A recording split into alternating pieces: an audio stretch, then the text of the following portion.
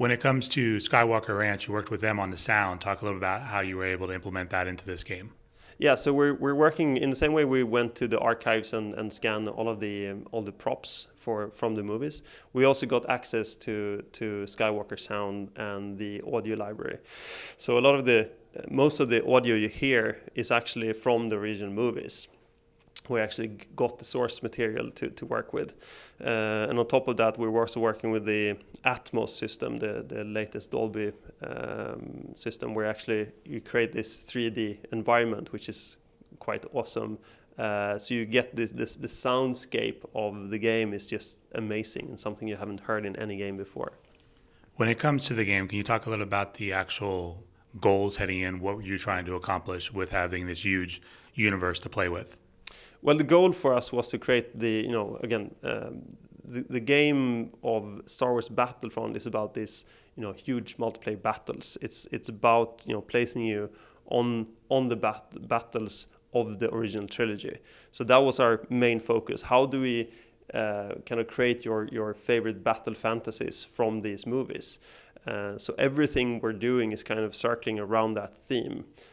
Also, the authenticity of the worlds need to be on par with the movies, and thus the technologies we're using and the techniques we're using. We also wanted to use like the latest technology. So when you look at the imagery from the gameplay and from the trailer, it's like that is actually what the game looks like.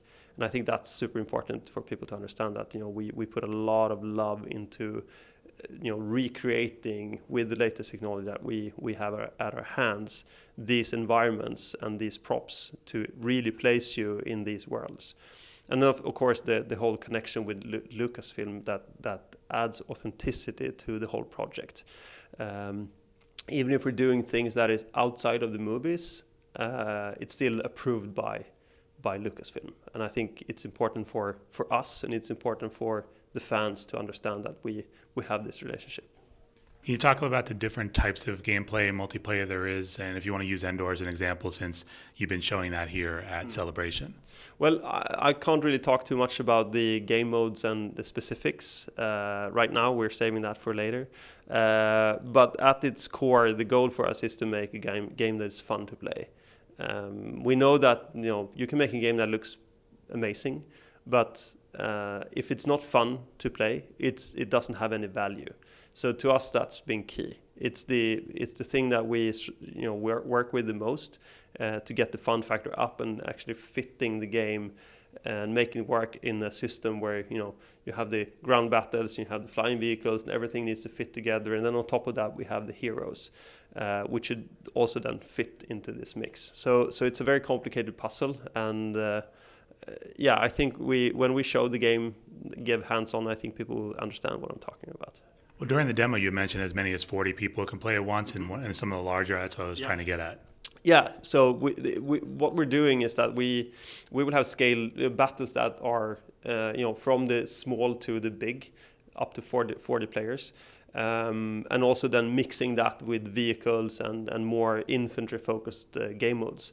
So the goal for us is to create a very varied experience. Again, looking at the movies, there's a lot of varied experiences that you can see. So all battles are not the same. So we didn't want to create something that just felt the same, but in different environments, but actually had a purpose and a soul, so that the gameplay fitted the actual environment. And as an example, during Endor, you order in a bombing run to take out the AT-AT. Are those players or that computer controlled? The actual bombing run is something you call in, so the bombers are not player controlled in this case. But that's as far as I would go. Okay.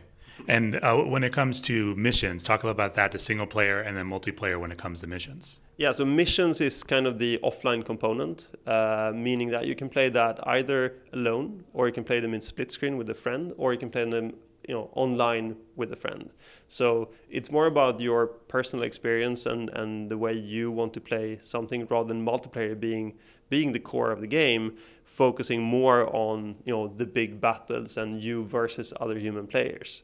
So the missions is a way for you to experience the game without having to interact with people you don't know, or people that you want to explore the game on your own.